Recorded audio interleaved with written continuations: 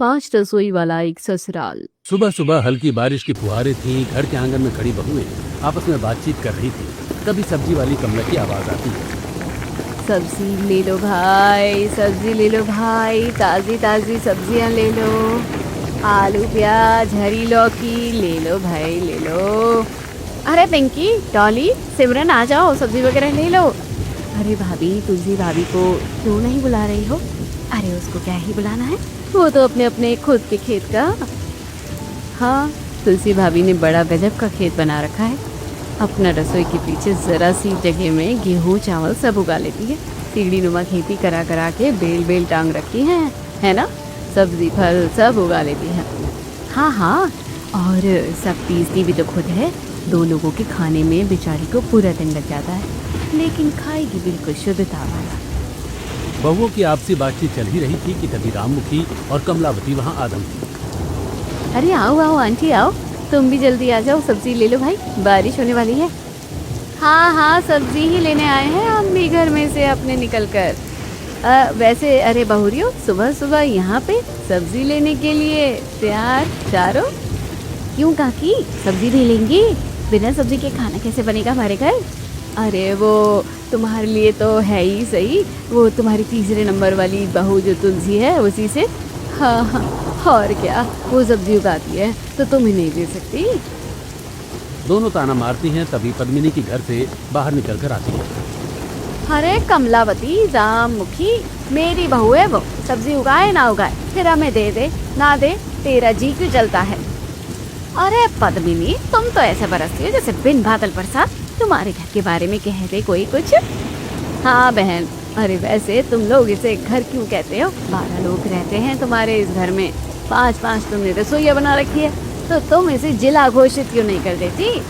अरे हमें जब जिला घोषित करना होगा हम कर देंगे, तुम कौन होती हो हमें बताने वाली? लेकिन पद्मिनी, मानना पड़ेगा, तुमने अपने घर को ना जैसे 5-5 बहुओं में जोड़ रखा है, वो वाकई काबिले तारीफ है।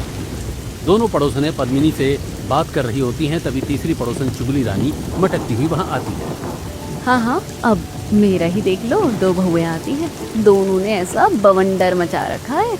मैं अकेली रोटियां सेकती हूँ अपने लिए और बड़ों के लिए। पड़ोसियों के जाने के बाद सास पद्मिनी घर के अंदर आती है और अरे बहुरियो सुनो, छुटकी, आज तो मैं तेरे घर का खाना खाऊंगी।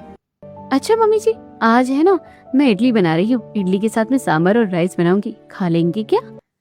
हाँ बहू, अरे वो कल ना हम लोगों ने पिंकी के यहाँ खाना खाया तो पेट में थोड़ी सी गड़बड़ हो गई, तो मैं और तेरे ससुर जी सोच रहे थे कि आज उबला उबला और हल्का खाना खा ले।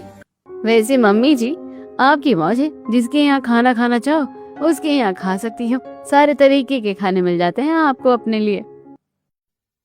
हाँ भाई, क्यों नहीं मिलेंगे? 5-5 बहुएं हैं, 5-5 रसोई हैं। अरे वैसे पिंकी, आज क्या बना रही हो अपनी रसोई में? आज तो मैं पालक पत्ता चाट बनाऊंगी और थोड़ी सी भजिया भी तलूंगी, और सोच रही हूँ बढ़िया बढ़िया मटर की कचौड़ियाँ बना लूं। बारिश का मौसम हो रहा है, मजा आ जाएगा चटनी के साथ खाकर। मेरे तो मुंह में पानी आ गया। चलो तुम बना के रखो, सब साथ में खाना खाएंगे दोपहर में। घर के सभी मर्द काम पर निकल चुके थे। एक ही छत के नीचे 5 बहुएं अपनी अपनी रसोई में थीं और सास पद्मिनी। अरे सावित्री, जरा देखो तो तेरी रसोई की क्या हाल है, सुबह से चूल्हे चौके में लगी है। अरे मम्मी आई ना, सुबह से यही गोबर और चिकनी मिट्टी का लेप तैयार कर रही थी। देखिए चूल्हे को कितने बढ़िया तरीके से लीप पोत कर एकदम चमका दिया है मैंने। गांव की माटी की जो खुशबू इस लीपे हुए चूल्हे में होती है ना, वो किसी गैस या मॉडर्न चूल्हे में कहाँ। वाह बेटी, तेरी शुद्धता और इस पारंपरिक चूल्हे का कोई मुकाबला नहीं। अच्छा ये बता, आज खाने में क्या पका रही है? बस मम्मी जी, चूल्हे की आंच पर ही ताज़ी दाल और बाजरे की रोटियां बना रही हूँ। अभी सिलबट्टे पर खुद अपने हाथों से ताज़ा हरी धनिया, पुदीना और लहसुन की चटनी पीस रही हूँ। बिल्कुल तेरे हाथ के खाने में जो सौंधापन है उसका तो कोई जवाब नहीं है। चल अब जरा उस पिंकी की रसोई का भी हाल दिखाऊं। पद्मिनी पिंकी की मॉडर्न गैस किचन की तरफ बढ़ती है। पिंकी रानी, तेरी इस रसोई में तो घुसते ही जीभ पर पानी आ जाता है। सुबह सुबह क्या छौंक लगा रही है तू? अरे मम्मी जी देखिए ना, मैं बढ़िया फ्रेंच फ्राइज और आलू की क्रिस्पी पकौड़े तल रही हूँ। आज तो मन था कि कुछ एकदम चटपटा और फ्राइड बनाया जाए। हाँ हाँ, तभी तो कहूँ कि तेरी रसोई से लेकर पूरे घर तक मसालों की महक आ रही है। बस मम्मी जी, इसके बाद अभी मटर की खस्ता कचौड़ी और पालक पत्ता चाट भी बनानी है, तभी तो मजा आएगा खाने का। सास वहाँ से मुस्कुराते हुए आगे बढ़ती है और तुलसी की रसोई व उसके पीछे बने ऑर्गेनिक गार्डन की तरफ पहुँचती है। और मेरी ऑर्गेनिक डॉक्टर साहिबा तुलसी, तू अपनी इस रसोई में क्या नया खिला रही है आज? मम्मी जी, मैं अपनी रसोई के ऑर्गेनिक गार्डन से सुबह सुबह में यहीं से ताज़े ताज़े टमाटर, हरी मिर्च और हरी मेथी के पत्ते तोड़ कर लाई हूँ। वाह, सच में तूने तो घर के अंदर ही छोटा सा खेत उगा रखा है बेटी। मम्मी जी, मैं बाजार की कोई भी केमिकल वाली चीज़ घर में नहीं घुसने देती। अभी इन ताज़ी सब्जियों को खुद नल के नीचे शुद्ध पानी से धोकर अपने चूल्हे पर बिल्कुल सात्विक तरीके से छौंक लगा रही हूँ। यहाँ तक कि गेहूँ भी मैं चक्की में खुद ही पीसती हूँ। क्या बात है बहू, चल अच्छा है, तू काम कर, मैं आती हूँ।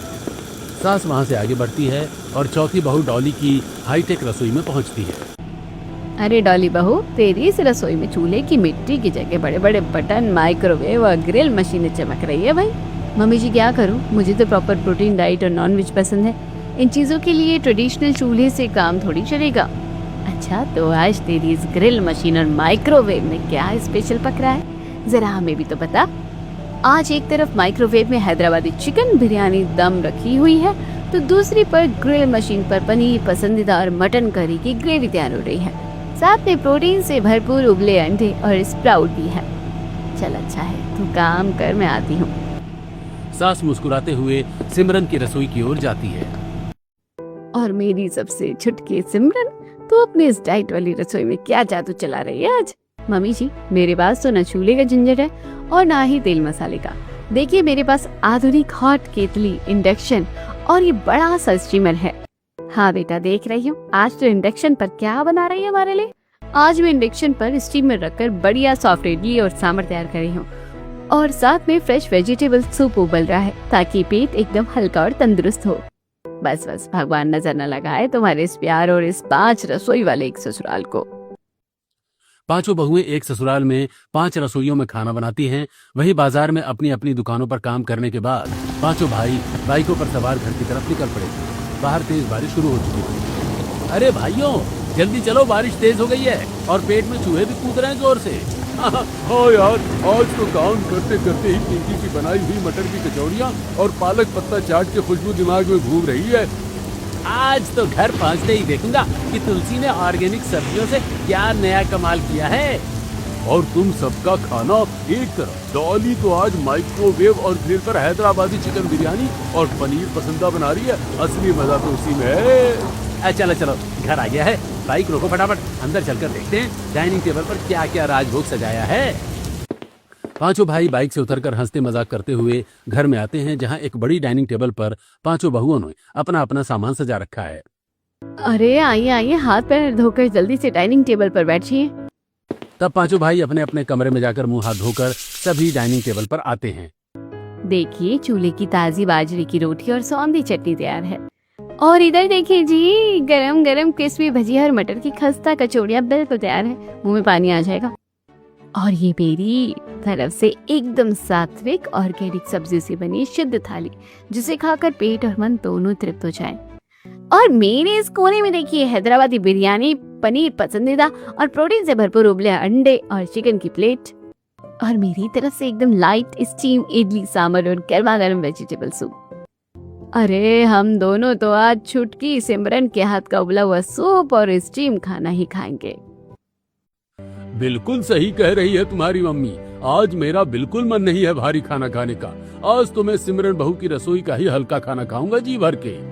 अरे वाह, मम्मी पापा तो डाइट वाले खाने पर चले गए। अब ये बताओ भाइयों, तुम लोग क्या खाओगे? अरे भाई, मैं तो सीधा पिंकी की कचौड़ियों पर टूट पड़ूंगा। रुक जा माधव, पहले मुझे डॉली के हाथ का पनीर पसंदा चखने दे, और साथ में सावित्री भाभी के चूल्हे की रोटी का स्वाद तो भाई दुनिया में सबसे ऊपर है। अरे मैं तो भाई आज अपनी पसंद का और सबका थोड़ा थोड़ा स्वाद एक ही थाली में मिलाकर खाऊंगा। परिवार के सभी लोग डाइनिंग टेबल पर बैठकर हंसी मजाक के साथ अलग अलग व्यंजनों का लुत्फ उठा रहे थे। तभी राममुखी अंदर धमकी। अरे सावित्री बहन, जरा मेरे घर में चीनी खत्म हो गई थी। अरे बाप रे, ये ऐसा क्या लग रहा है जैसे राजा महाराजाओं की दावत सजी हो, 5-5 तरह का खाना। अरे राममुखी, तो क्या तेरे कलेजे पर सांप लौट रहा है? मैं अपनी इन बहुओं का सुख भोगती हूँ, तो तू भी अपने घर में लाड चाव से रखती तो आज तुझे दूसरों के घरों में चीनी के लिए दर दर भटकना तो नहीं पड़ता। अरे मैं तुमसे कोई भाषण सुनने थोड़ी ना आई हूँ, मुझे तो बस जरा सी चीनी चाहिए थी। वैसे खुशबू बड़ी आ रही है, आज क्या बनाया है तुम्हारी उस पिंकी ने? अरे चाची जी लीजिए, मैंने गर्मा गर्म क्रिस्पी भजिया बनाई है, आप भी ले लीजिए। और चाची लीजिए मेरी तरफ से ये 2-4 इडली और सांभर भी रख लीजिए। अरे वाह, हाँ ला दो, लाओ बेटा, लाओ लाओ, दे दो बेटा। राममुखी भजिया और इडली का दोना लेकर मटकती हुई घर के बाहर निकलती है, जहाँ गली में। अरे राममुखी, आज इतनी देर क्यों लग गई अंदर? क्या बटोर रही थी अंदर बैठकर? अरे बहन, मैं तो जानबूझकर उसी वक्त जाती हूँ। मुझे अच्छे से पता है कि इस घर में सब मिलकर 10 तरह का खाना खाते हैं। रोज रोज अपने घर में बूढ़े के लिए कौन खाना बनाए। देख, मुफ्त में गर्मा गर्म भजिया और इडली भी मिल गई। वाह भाई वाह, पड़ोस में होने का असली फायदा तो तू ही उठा रही है, रोज मुफ्त की रोटियां तोड़कर। दोपहर का खाना खत्म होने के बाद घर के मर्द वापस अपनी दुकानों पर लौट चुके थे और सास अपने कमरे में आराम कर रही थी और 5 बहुएं। सुबह से इस मिट्टी के चूल्हे को लीपते पोतते मेरी तो कमर टूट गई है। अब जाकर चूल्हा चमका है। अरे जेठानी जी, आप भी सुबह से शाम तक गोबर मिट्टी और सिलबट्टे में ही फंसी रहती हो। जरा इंटरनेट पर मेरी तरह मॉडर्न रेसिपीज भी देख लिया करो। अभी अभी मैंने ब्लिंकिट से कुछ फैंसी सॉस और पनीर मंगवाया है और कल के लिए कुछ नई डिश ऑनलाइन ही सर्च कर रही हूँ। अरे पिंकी, तुम्हारी वो पैकेट वाली और ऑनलाइन मंगाई चीजें सेहत के लिए जहर हैं। जरा मेरी ऑर्गेनिक गार्डन को देखो, रसोई का जितना कचरा या छिलका निकलता है सबको सड़ाकर मैं खुद खाद बनाती हूँ। अभी इन पौधों से ताजी सब्जियां तोड़कर लाई हूँ। होए होए तुलसी जी, तुम्हारी ये ऑर्गेनिक खेती बाड़ी देखकर तो मुझे कभी कभी चक्कर से आ जाते हैं। ऐसा लगता है तुम बहू कम किसान ज्यादा हो, पूरे टाइम मिट्टी और गोबर में हाथ काले करती रहती हो। अरे डॉली, कम से कम तुम्हारी तरह फ्रिज में सड़ा हुआ नॉनवेज तो नहीं रखती। भाई मैं तो पूरी तरह प्रोटीन डाइट वाली हूँ, पंजाब से जो हूँ, तो नॉनवेज और अंडे पनीर के बिना मेरा दिन नहीं कटता। अपनी ग्रिल मशीन और माइक्रोवेव में बढ़िया हाई प्रोटीन रेसिपी सेट करूंगी अब। और तुम सब लोग तो बस चटोरापन और मेहनत में ही लगे रहो। मेरा पूरा ध्यान हेल्थ और डाइट कॉन्शियस रहने पर रहता है। अभी अपने इंडक्शन पर वेजिटेबल सूप उबाल रही हूँ और स्टीम राइस की तैयारियां कर रही हूँ। हाय सिमरन मैडम, तुम्हारी ये उबली हुई चीजें और सूप देखकर तो मुझे ऐसा लगता है जैसे किसी अस्पताल के आईसीयू में आ गई हूँ। अरे पिंकी जी, हंस लो, पर मेरी फिटनेस बॉडी और ग्लोइंग स्किन का राज यही उबला हुआ खाना और स्टीम डाइट है। तुम्हारी तरह रोज तेल में कचौड़ियां तलने से चेहरा नहीं चमकता। अरे बस करो नौटंकी। सावित्री जी, तुम जितना हाथ पैर उस चक्की को चलाने में लगाती हो ना, उतना तो तुम खाती भी नहीं हो। अरे पिंकी, शुद्ध खाएगी तभी तो शरीर मजबूत रहेगा। तुम लोगों की तरह रोज मैदे और तेल का डिब्बा नहीं खाली करती मैं। चलो भाई, बहस बंद करो और अपनी अपनी रसोई में वापस लौटो, शाम होने वाली है। रसोई के कामकाज के बाद पांचों छत पर एक साथ जाती हैं कपड़े सुखाने और उसके बाद पांचों एक साथ बाजार और पार्क में जाती हैं छत पर। अरे पिंकी, जरा अपनी तरफ के कपड़े ठीक से फैलाना भाई। जब हम पांचों एक साथ बाजार या पार्क में घूमने निकलती है तब भी तो सबका कलेजा ऐसे ही जलता है जैसे भूसा भड़क रहा हो। बिल्कुल ठीक है। घर में सास पद्मिनी की तबीयत अचानक खराब हो जाती है और वो बिस्तर पर लेटी होती हैं। पांचों बहुएं फौरन उनकी सेवा में जुट जाती हैं। ओफ, मेरा सिर फटा जा रहा है और बदन में बिल्कुल ताकत नहीं बची है बेटा। पता नहीं क्या हो गया है अचानक। अरे मम्मी जी, घबराइए मत, हम पांचों हैं ना आपके पास। लाओ, पहले मैं आपके सिर पर ठंडे पानी की पट्टी रख देती हूँ और अपने हाथ का बना स्पेशल आयुर्वेदिक काढ़ा ले आती हूँ। इसे पी लीजिए, आराम मिलेगा। जेठानी जी ठीक कह रही है, पर काढ़े से मन नहीं भरेगा मम्मी जी। आपके लिए मैं अपनी रसोई से एकदम गर्मा गर्म और रिच हॉट चॉकलेट बना कर लाती हूँ। इसे पीकर आपका मूड भी फ्रेश हो जाएगा और ताकत भी मिलेगी। अरे आप लोग हटिए साइड में। मम्मी जी, मैंने अपने ऑर्गेनिक गार्डन की ताज़ी ग्रीन टी और हर्बल ड्रिंक बनाई है। इससे आपका पेट और सिर दर्द चुटकियों में गायब हो जाएगा। और मम्मी जी, इन सब की बातों के अलावा सबसे ज्यादा ताकत तो प्रोटीन से ही आएगी। लीजिए, आपके लिए मैं अपनी हाई टेक रसोई में स्पेशल प्रोटीन पाउडर वाला शेक और सत्तू की ठंडी ठंडी एनर्जेटिक ड्रिंक लेकर आई हूँ। इसे घुट घुट करके पीजिए। मम्मी जी, आप ये एकदम लाइट फ्रेश वेजिटेबल सूप और उबले फलों की प्लेट ले लीजिए। अरे मेरी बहू, भगवान ने मुझे 5 बहुएं क्या दी, गोदी में पूरी जन्नत दे दी है। मेरी तो तबीयत तुम्हारी ये 5 तरह की दवाइयाँ और प्यार देखकर ही आधी ठीक हो गई है। सास पद्मिनी की तबीयत खराब होने की खबर सुनकर नागिन और कलेशी वहाँ आ धमकती हैं। अरे ओ पद्मिनी, कैसी है अब तेरी तबीयत? हमने तो सुना है तू बिस्तर पकड़ के बैठ गई है। अरे जिज्जी, आओ आओ बैठो, बस थोड़ी सी थकान हो गई थी। तभी पांचों बहुएं एक साथ अपनी अपनी रसोई से चाय, सूप, शेक, कोल्ड ड्रिंक और तरह तरह का नाश्ता लेकर बुआओं के सामने हाजिर हो जाती हैं। अरे कलेशी, जरा देखो तो सही इसके ठाट बाट, कैसे पांच पांच बहुओं का राजभोग खा रही है। मेरी वाली बहू तो मुझसे पानी तक नहीं पूछती, मेरी छोड़ किसी और से भी नहीं पूछती।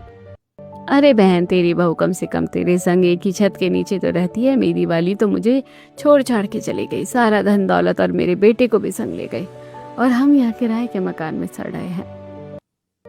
सच कह रही है बहन, असली दौलत तो इस पद्मिनी ने कमाई है। देखो, 5 बहुएं और 5 बेटों के संग कैसे रानी की तरह राज कर रही है। बुआ, आप दोनों आपस में क्या बातें कर रही हो? लीजिए, पहले खाना खा लीजिए। हाँ हाँ बेटा, पर समझ में नहीं आ रहा कि शुरुआत कहाँ से करें और कहाँ से नहीं। और वैसे मानना पड़ेगा, 5 स्वाद एक ही संग ले रही हूँ। 5 रसोई वाला एक ससुराल होने का यही तो एक फायदा है। बुआ, हम सबकी पसंद बिल्कुल अलग अलग है, और हमारी मम्मी जी ने एकदम ठीक किया है। हाँ बुआ जी, हमारी पसंद के चक्कर में ही हमारे बीच लड़ाई झगड़े होते थे, इसलिए इससे पहले कि बात बिगड़े मम्मी जी ने हमारी रसोई ही अलग कर दी।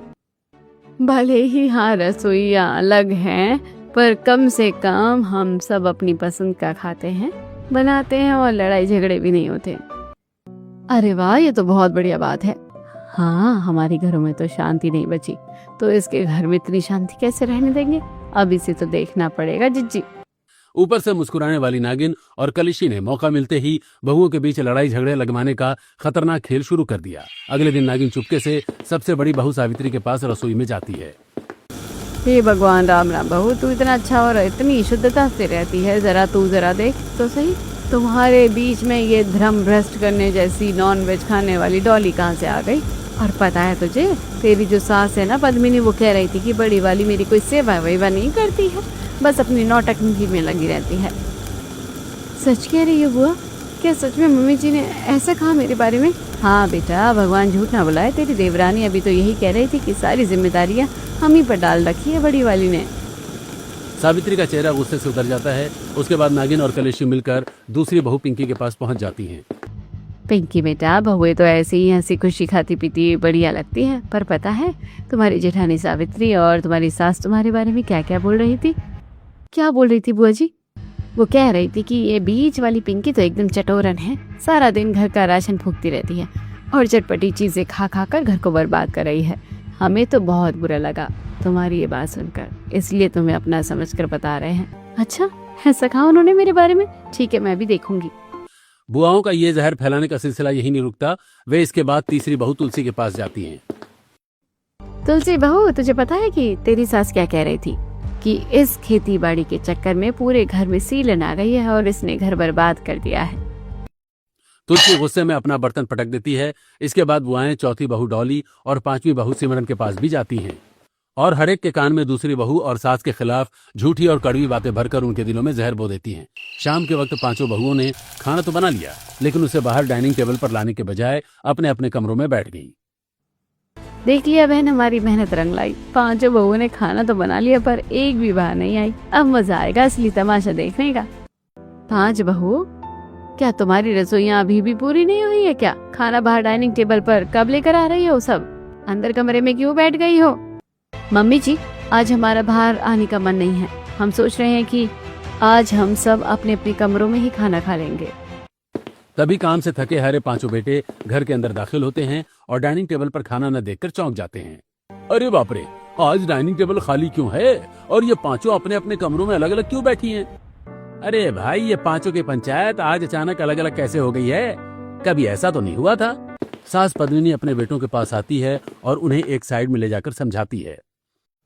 देखो बेटा बलराम और माधव, जब से ये दोनों बुआ के घर से आई हैं, तभी से कुछ न कुछ दाल में काला जरूर है। मुझे शक है कि इन्होंने ही बुआ के कान भरे हैं। तुम 5 भाई तुरंत जाओ और अपनी अपनी बीवियों से अलग अलग बात करके पता लगाओ कि माजरा क्या है। 5 भाई अपनी अपनी पत्नियों के कमरे में जाते हैं और उनसे पूछते हैं, अरे पिंकी, तू आज बाहर क्यों नहीं आई और कमरे में अकेले क्यों खा रही है? क्या बात है, किसी ने कुछ कहा है क्या? हाँ हाँ, पूछो अपनी उस माँ से और अपनी बड़ी जेठानी से। वो लोग मेरे खाने और मेरे चटोरेपन पर पीठ पीछे ताने मारती हैं और कहती है कि मैं सारा राशन फेंक रही हूँ। पगली, तू इन बुआओं की बातों में आ रही है क्या? क्या तू जानती नहीं है कि बुआ की आदत ही कैसी है? वो तो हमेशा घर में आग लगाने और लड़ाई करवाने ही आती हैं। तुम पांचों तो आपस में सगी बहनों जैसी हो, और बहनें भला ऐसे मनमुटाव रखती हैं क्या?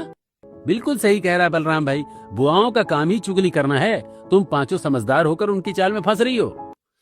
पतियों के प्यार से समझाने पर बहुएं बाहर आती हैं और सब मिलकर एक साथ बैठकर खाना खा लेती हैं। बुआओं की दाल नहीं गल पाती, इसीलिए अगले दिन पांचों भाई एक साथ बैठकर डाइनिंग टेबल पर अलग अलग रसोइयों का खाना मजे से एक दूसरे की थाली में शेयर करके खा रहे हैं। तभी अरे तुम लोग ही क्या एक दूसरे की थाली में खाने लगे हो? अरे अपने अपने हिस्से का ही खाओ, अगर किसी की थाली में कम पड़ गया तो। बस कीजिए बुआ, हमारे खाने और शेयर करने के बीच में मत बोलिए। हम भाई लोग आपस में मिल बांट कर खाते हैं। हम तो तुम्हारे भले के लिए ही कह रहे हैं बेटा। बुआ, हमारे काम अलग अलग हैं और हमारी कमाई का हिसाब किताब भी ठीक है, इसलिए आप प्लीज घर के मामलों में दखल देना बंद कीजिए। बेटों से खरी खोटी सुनने के बाद दोनों बुआएं बहुओं को पतियों की कमाई के नाम पर भड़काने की कोशिश करती हैं, लेकिन पांचों बहुएं उन्हें अनसुना कर देती हैं। आखिरकार एक दिन पद्मिनी रंगे हाथों नागिन को पकड़ लेती है।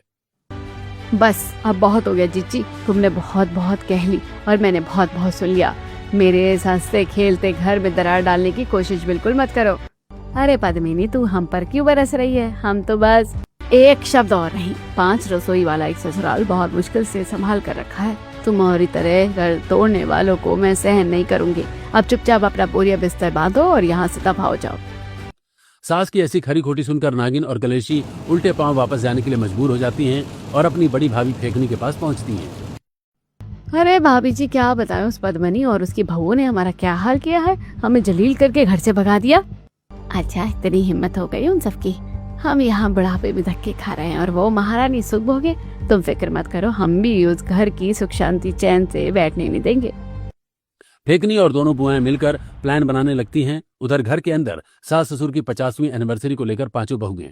अरे सुनिए आप सब, मम्मी पापा की 50वीं एनिवर्सरी आ रही है। हमें इस बार बहुत ही शानदार तरीके से बनाना है। बिल्कुल दीदी, डेकोरेशन और कैटरिंग की जिम्मेदारी मैं और डॉली ही संभाल लेंगे। बढ़िया बढ़िया खान पान का इंतजाम भी हम कर लेंगे और पूजा पाठ और ऑर्गेनिक फूलों की सजावट की जिम्मेदारी मेरी रही और पार्टी का पूरा शेड्यूल और म्यूजिक अरेंजमेंट देख लूंगी। आज मिलकर एक यादगार पार्टी बनाएंगे। सब ठीक है बहू, पर एक बात है, उस नागिन कलेशी और उस फेंकनी को इस पार्टी में मत बुलाना। वो लोग घर की खुशियां देखकर चलती हैं और आग लगा देती हैं। मम्मी जी ऐसा नहीं कहते, आखिर रिश्तेदार हैं। एनिवर्सरी जैसे बड़े मौके पर उन्हें छोड़ना अच्छा नहीं लगता। हमें दिल बड़ा करके सबको न्योता भेजना चाहिए।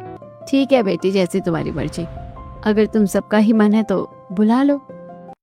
इसके बाद फोन पर न्योता देने का सिलसिला शुरू होता है। सबसे पहले फेंकनी को फोन पर एनिवर्सरी का न्योता दिया जाता है और उसके बाद नागिन व कलेशी को भी बड़े प्रेम से बुलावा भेजा जाता है। न्योता मिलते ही फेंकनी और दोनों बुआएं आपस में फोन पर कॉन्फ्रेंस करके अपनी नई साजिश की रूपरेखा तैयार करती हैं।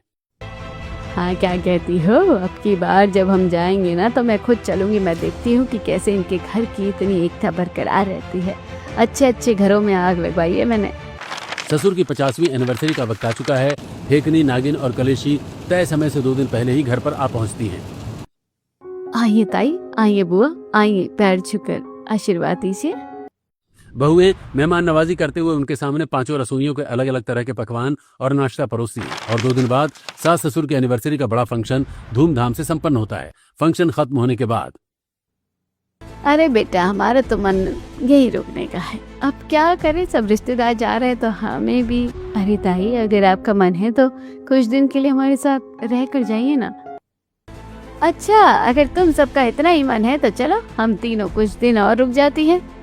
फेंकनी और दोनों बुआएं फौरन राजी होकर वहीं रुक जाती हैं। ये सब देखकर हे भगवान, ये तीनों की तीनों यहीं रुक गई। मुझे पता है कि ये मेरे इस हंसते खेलते घर में आग लगवा कर ही मानेगी, पर अब मैं क्या करूं? मुंह से तो बहू ने रोक ही लिया है। फेंकनी और दोनों बुआओं के घर में रुकते ही असली खेल शुरू हो चुका था।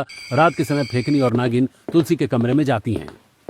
अरे तुलसी बेटा, दूध रखने आई है, वो बड़ी मेहनत करती है तुम बेचारी। नहीं ताई, ये तो मेरे शौक है। मुझे ताज़ा और शुद्ध खाने में जो सुकून मिलता है वो और कहीं नहीं। शौक है या मजबूरी बेटा? जरा गौर किया तुमने, आज डाइनिंग टेबल पर भी तुम्हारे पतिदेव का पूरा ध्यान तो पिंकी की उन चटपटी कचौड़ियों और भाजियों पर था। तुम्हारी ये इतनी मेहनत वाली ऑर्गेनिक थाली तो उन्होंने बस नाम के लिए चखी है। वही तो, हम तो कब से देख रहे थे, जब भी देखो वो पिंकी की खाने की तारीफ करते हैं। क्या पता उस खाने में ऐसा क्या जादू है जो बाकी बहुओं की मेहनत और उन्हें नजर नहीं आती। कुछ तो दाल में काला है। तुलसी के हाथ से दूध का गिलास कांपता है। वो बुआओं की तरफ देखती है, फिर अपनी मेज पर रखे उन बर्तनों को देखती है जिन्हें उसके पति ने आज छुआ तक नहीं था। आप ये क्या कह रहे हैं बुआ? पिंकी भाभी के खाने में ऐसा क्या है? अब हम क्या बताएं बेटा, पहले भी जब हम यहाँ आई थी तब भी यही देखा था। लल्ला को पिंकी के हाथ का ही स्वाद क्यों भाता है? कहीं तो कोई बात है जो हम जैसी बूढ़ियों को दिखती है और तुम जैसी भोली बहुओं को नजर नहीं आती। बुआएं वहां से मुस्कुराती हुई निकल जाती हैं। पीछे तुलसी के मन में गहरा शक घर कर जाता है। इसी दौरान कलेशी डॉली के कमरे में घुसती है।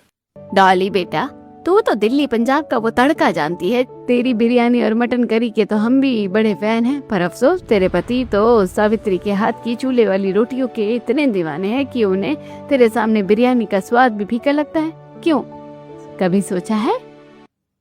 ताई क्या मतलब, क्या उन्हें मेरा खाना पसंद नहीं आता? पसंद का तो पता नहीं, पर सावित्री की थाली से उनका लगाव कुछ ज्यादा ही गहरा है। तू इतनी महंगी ग्रिल मशीन ले आई है, इतना महंगा सामान मंगाया, फिर भी वो सावित्री की रसोई की तरफ ही खींचे चले जाते हैं। देख ले बेटा, कहीं दाल में कुछ काला तो नहीं है। डॉली के कमरे में भी अब शक का साया मंडराने लगता है। एक एक करके बुआएं घर के हर कमरे में जाकर पांचों बहुओं के मन में यही शक पैदा कर देती हैं। अब पांचों बहुओं के बीच आपसी बातचीत बंद हो चुकी थी। अरे पिंकी जी, जरा अपनी तरफ के कपड़े ठीक से सुखाया करो। तुम्हारी रसोई से उठने वाले नॉनवेज और तेल की बात मेरे घर तक आ रही है, तो मैं क्या करूं? और जरा अपनी इस खेती बाड़ी को भी संभालो। तुम्हारी इस मिट्टी और सीलन की वजह से देखो हमारी दीवारें चटक रही हैं और सीलन भी आ रही है पूरे घर में। बंद करो तुम दोनों की नौटंकी, जब देखो बस हर वक्त झगड़ती रहती हो। घर में बहुओं का ये कलेश देखकर फेंकनी, नागिन और कलेशी मन ही मन बहुत खुश हो रही थी। एक दिन वे पांचों भाइयों के पास अलग अलग जाती हैं और कहती हैं, अरे बेटा, आज ना तुम सब मेरे साथ जरा बाजार चलना, वो दवाई दिलवाने के बहाने, पर अपनी अपनी बहुओं को मत बताना, अच्छा नहीं लगता। पांचों भाई बिना कुछ सोचे अपनी ताई और बुआओं की बात मानकर उन्हें बिना बताए बाहर जाने के लिए तैयार हो जाते हैं। जब बहुएं अपने पतियों से घूमने या बाहर ले जाने की बात पूछती हैं तो वे सब मना कर देते हैं। देखा ताई और बुआ सही कह रही थी, मेरे पति ने मुझे बाहर ले जाने से साफ मना कर दिया। जरूर इनका चक्कर किसी और के साथ चल रहा है। हाँ, मेरे वाले ने भी मना कर दिया। लगता है सबका चक्कर उन्हीं बहुओं के साथ चल रहा है जिनकी तारीफ ही टेबल पर करते हैं। पतियों के मना करते ही पांचों बहुओं का गुस्सा 7वें आसमान पर पहुंच जाता है। गुस्से में आकर बहुएं एक दूसरे पर चिल्लाने लगती हैं। अब समझ आया, तुम्हारा चक्कर उसी के साथ चल रहा है ना, तभी तो उसके हाथ का खाना खाते हो। हाँ, मेरा ही चक्कर चल रहा है, सबका पोल खुल गया आज। तभी पद्मिनी और दीनदयाल ये भयंकर तमाशा अपनी आंखों से देख लेते हैं। बस बहुत हो गया ये सब नाटक। सास सीधी फेंकनी, नागिन और कलेशी के सामने जाकर खड़ी हो जाती है। क्या बात है और क्या गजब आग लगाई है तुम तीनों ने मिलकर हमारे इस हंसते खिलते घर में। आज तुम्हारी सारी करतूत हमने अपनी आंखों से देख ली है। अरे हमने क्या किया? हमने तो कुछ नहीं किया, हमने तो बस जो सच्चाई थी वही इन सबको दिखाई है। बस करो अपना नाटक। दीनदयाल गुस्से से आग बबूला होकर बहुओं की बहुत जोर से क्लास लेते हैं।